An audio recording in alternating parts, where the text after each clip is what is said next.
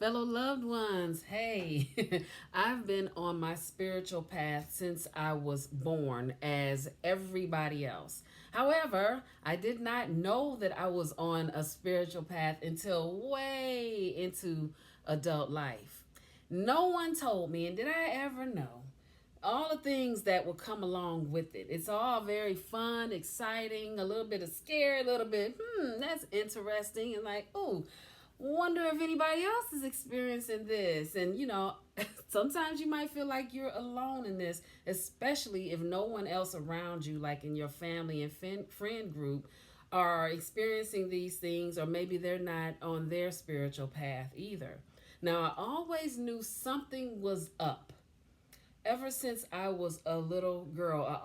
That was like before school.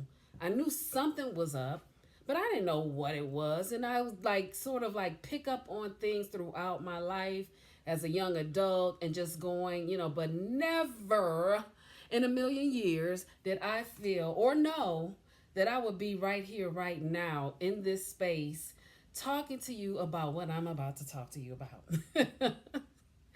So, in this video, I'm going to be talking about the strange things that happen during a spiritual awakening. And I'll say strange, like our souls know these things. Our souls aren't new to this. But as human beings, we're like, what's happening? And who done it?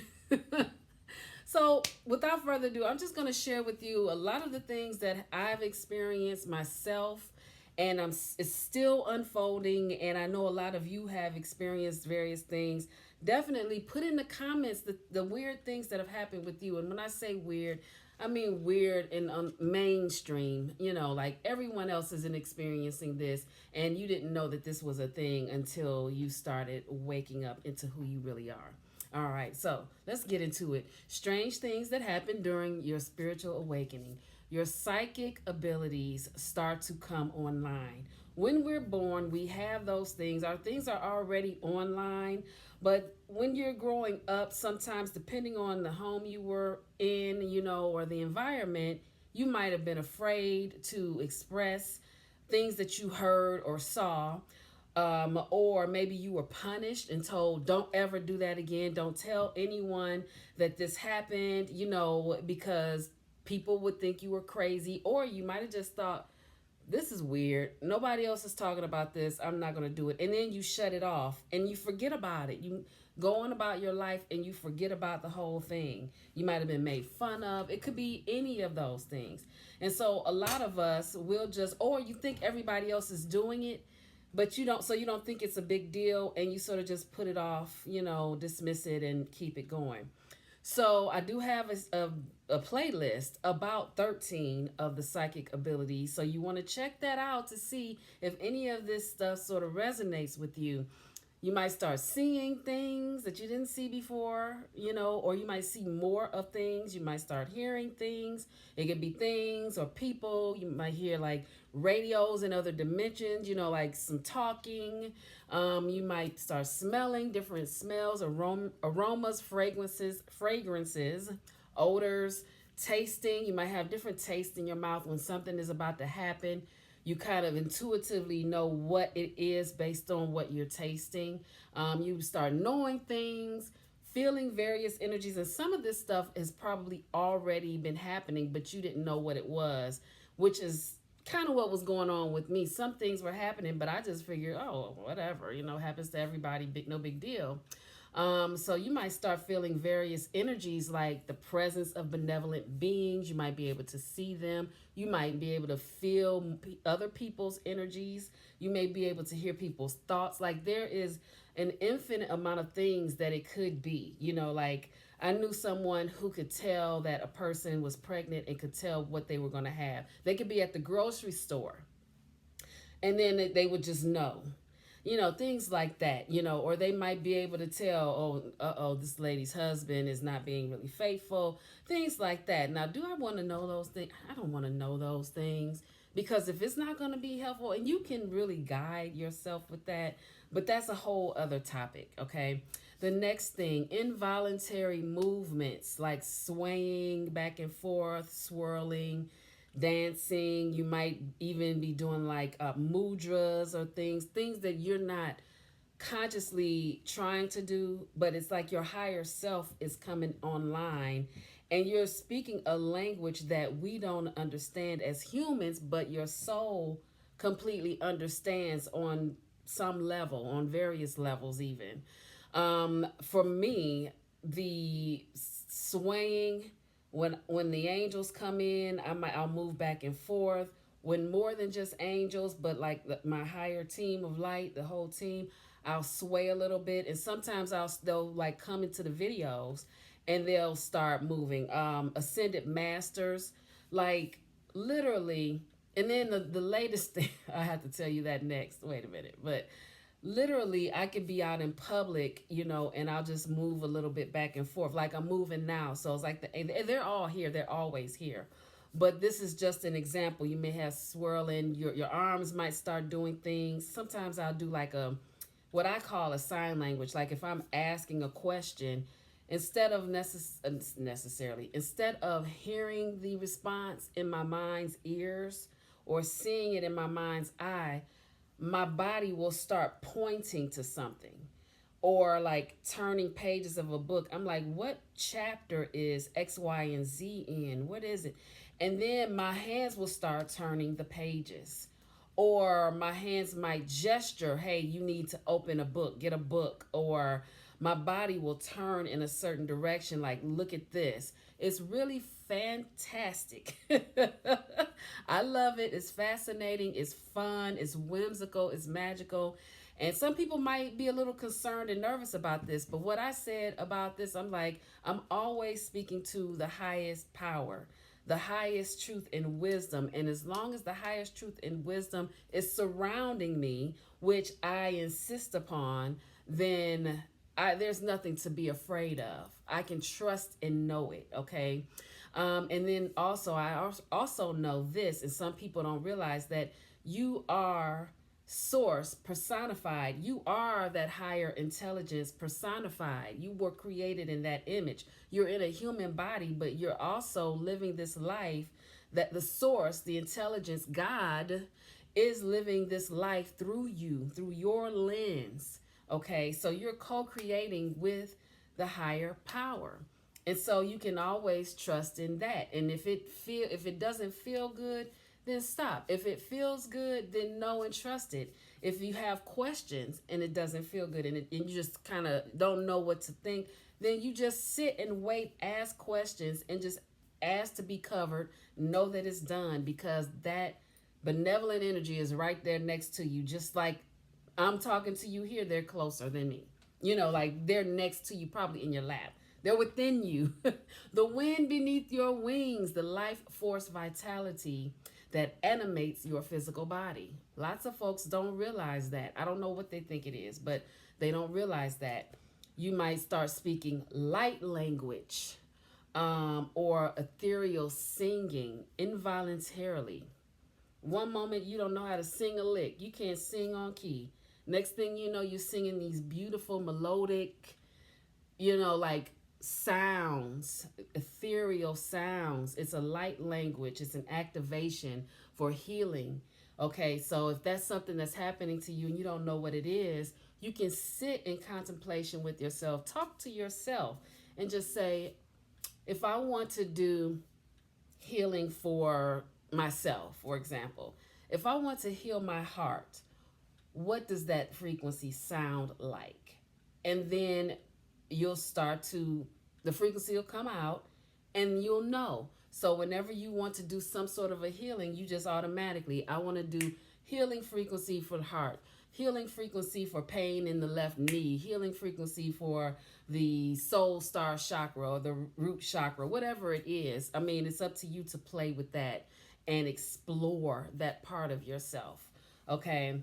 So another strange thing that may happen during your spiritual awakening, your changes in taste may occur. So you may have a different taste in activities than you had before. Even foods and drinks that once were right, like your favorite, your jam, all of a sudden you don't even want them. For me, the example I can give you for myself is I was a mixologist. Like amongst my friends, I would do the drinks. Like I'm like, okay, I have the recipe for the delicious drinks for our gathering, and I would bring the drinks, mix it up, and I mean, I would have a ball. I would go to the liquor store or beverage store, and it's like a kid in the candy store because it's all these options, all the flavored rums and vodkas and this and this and this, and then the chasers, and and all the little things that go with it. And then you go on Pinterest, and there's all these beautiful tasty looking drinks for every holiday and occasion.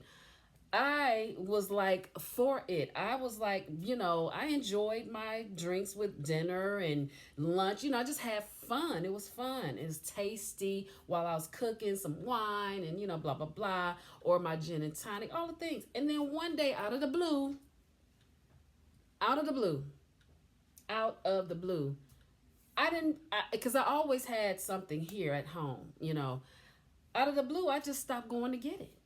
And I'm like, wait a minute. And I was not a weekend drinker. I would have one drink per day on average. Okay. I'm like, I just looked up. I can't even tell you when it happened. And I don't even have a taste for it now.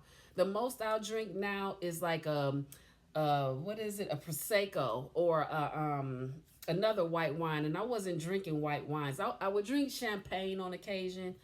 I love bubbles, so I love bubbles. Like prosecco or like a champagne or a Riesling, but I don't do anything outside of that. And now I do maybe 2 glasses.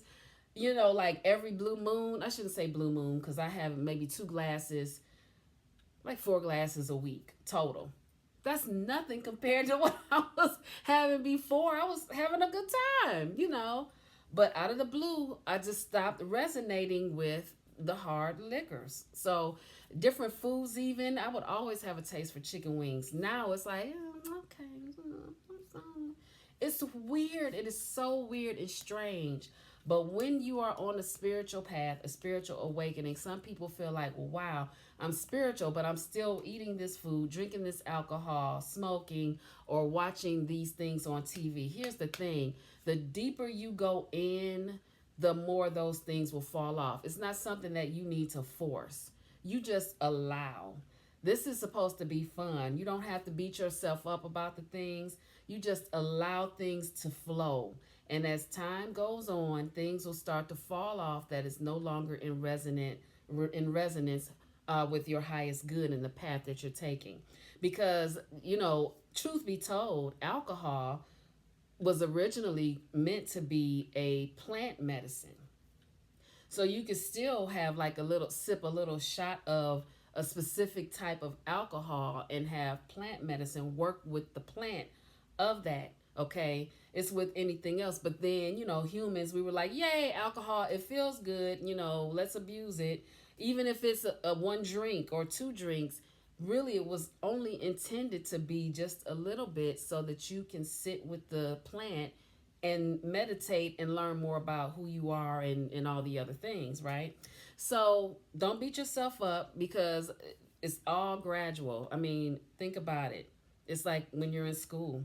You don't learn everything right away. It's a gradual thing over time. And that's how life is too. What else? What other strange thing that can happen during your spiritual awakening? Oh, back to the food real quick. My tongue. When something is out of resonance and I am trying to force it, for example, if I want to eat a cookie, I don't necessarily have a taste for this cookie, but I just want to try it out. My tongue gets dry. Like I'll put it in my mouth and it becomes very dry. And see, that's information. My higher self, my body is saying, no, not today. This is not it for today. And just because you may have resonated out of something one day doesn't mean it may not come back for a visit another day. At least in my experience, okay? Things cycle in and out. Some things never came back. Okay, let's see. What else do I have? When there's a message for me, I feel like the energy of the guides that want to communicate with me. So, I didn't say that right. When there is a message, the guide or guides that want to communicate the message, I can feel their frequency come in. What about you? Some of the guys have different movements. Like right now, I'm going back and forth because the angels are here supporting us in this conversation. And there's also always a healing frequency going out during my videos. And so right now it's the angels. Sometimes like the ascended masters, like if it's Yeshua Christ, I'll move side to Yeshua's here. Yeshua's right here. I'll move side to side. But then there are others ascended masters where the movements are a little more pronounced and more dramatic. And can you imagine being in public and this particular spirit ascended master comes in and you just start moving in certain ways and people are like, what is going on? The way things come online for me is very dramatic, very dancey, very it's fun for me, but I will look like a complete idiot to the average person. Okay, I'm just saying. Okay, you may also feel tingling in your crown chakra at the top of your head. That is the area where your connection to your higher self, the higher power, the spirit realm, is you're connected there. And so you're getting downloads through here, all the things. And I love the way it feels because I know that I'm on track. I know that something good is coming down the pike. Okay, another strange thing that could happen when you're on your spiritual path is you may feel energies in your hands without having to activate the nadis or by clapping or rubbing your hands together. So we have 108 chakras in our bodies, okay? Our hands have a lot of chakras and nadis, our palms and our fingertips, okay? Sometimes you'll hear spiritual teachers tell you to do things like this or to clap or to rub your hands together so that you can feel the energy in your hands. But as you start to develop more and more, you will not have to do that. For example, if you are in the healing arts and you use your hands for healing, you will be able to, your hands are going to activate when it's time for them to activate. Like you could walk up to someone who might be in need. They may not know it. You may not know it. Say it's a family member and your hands start activating and your hands will start going over the part of the body that needs the healing. Okay. Like for me, my hands do is it cousin it? No, thing on, what is that? The Addams family or the Monsters? The Addams family, I think. Yeah, my hand will be pointing and doing things and like, hey, turning pages and tapping me on the shoulder, pulling me over, all of these things. My hand, my hands will do. So you'll start feeling energies in your hand, or you can sit and just think about light coming from your hands, healing light coming through your crown chakra from the heavens down into your crown chakra, down your shoulders, out through your arms and through your hands. There's so many ways to visualize it, or you could just say it and you'll start feeling it pulsating. Okay, you'll start feeling that. What's up? What else? You may experience receiving receiving activations at random times during meditation or in the middle of the night, which has happened to me. I could be sitting there quietly minding my business. Next thing I know, I'm getting some sort of a healing activation and I can feel it. Sometimes my hands will start doing, and I'm doing the activations on myself with support of the higher realms. And even like if I'm in meditation, I'll start doing the light language, or what is it? Yeah, light language. It's a whole thing, and it's not something that you're gonna understand. Don't expect to understand all of it. There is an infinite amount of things. We're infinite beings. There's so much to unpack. Okay, so don't expect to understand all of it right away. But what happens and what you can say is just simply ask, reveal to me or put before me the information or the tools or the teacher or the books that I need in order to better understand more about what's going on with me. That's how you do that. Another strange thing that may happen during your spiritual awakening could be you may begin channeling, okay, and connecting with various beings like fairies, ascended masters, the earth, plants, animals, angels, high vibrational frequency ancestors, spirits, etc., etc., etc. You may be able to channel through automatic writing. You may be able to channel just by hearing in your mind's ears. You may hear it outside of your body. You might hear it like audibly. You may see it through your mind's eye or see it right in front of you. It could come in the form of symbols, colors, smells, any of the things you'll have a knowing, and you'll be able to channel that in. Yeah, that's happened to me. I've channeled and had conversations with the deer that visit here, conversations with the ascended masters that I'm working with right now, the angels, the high council of angels, the high council of light, um, relatives who have passed on, who have just come for a visit. Lots of different things, and the channeling could be different for different people. Most of my channeling I do when I'm connecting with the consciousness of someone's physical body, whether it's a chakra system, an organ, their subconscious, their super subconscious. You know, when I have to, let me just close this out right quick. Yeah, when I have to, do some healing, I'll like lean in to figure out, like, see if I can hear what's being said by all of their consciousnesses. It's a beautiful thing. Let's see. There's so many more, you guys. I feel like there has to be a part two. I'm just going to go really quickly down this list. You may be able to tell if the difference between the energies of freshly cooked foods in your body or leftovers. You might be able to feel the energy. It might be a more healing energy when the food is freshly cooked. Okay, you may find yourself being able to communicate with the consciousness of various things you had no idea was capable of communicating. Again, body parts, plants, animals, your hair. I talk to my hair, the trees, the wind. You'll no longer feel the need to use tools that are outside of yourself. For example, cleansing and clearing with sage and Palo Santo, or using crystals and things like that. At a certain point, you won't feel the need to use those things, although they're beautiful allies and they are here to help us and to support what we are already doing. But at a certain point, you'll be able to visualize and call in the frequency of those things if you want, without having to use them. Or you could just use your own frequency to cleanse and clear. Because again, you are the source. You are source personified, part human, part spirit, okay? So you can command the cleansing and clearing yourself, okay? What else?